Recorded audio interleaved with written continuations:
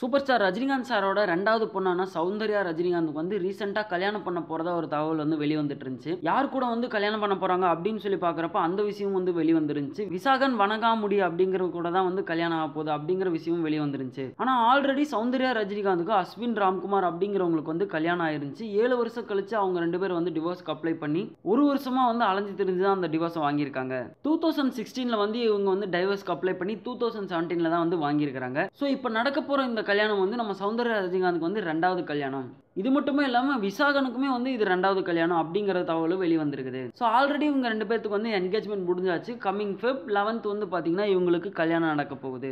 இந்த விசாகன் அப்படிங்கிறவர் யாருன்னு பாத்தீங்கன்னா வஞ்சகர் உலகத்துல வந்து டெபியூட் ஆனாரு. அது மட்டும் இல்லாம இவர் நிறைய படங்கள்ல வந்து சின்ன சின்ன ரோல்ஸும் பண்ணியிருக்கிறாரு. சௌந்தர்யா ரஜினிகாந்துக்கும் அஸ்வின் ராம்குமாருக்கும் ஒரு சில கருத்து வேறுபாடுகள்னால தான் வந்து டிவோர்ஸ் ஆயிருக்குது. ஸோ 2017ல இவங்களுக்கு டிவோர்ஸ் ஆயிருக்கு. 2019ல இந்த விசாகன் அப்படிங்கிறவங்கள வந்து Feb 11th வந்து மேரேஜ் பண்ண போறாங்க.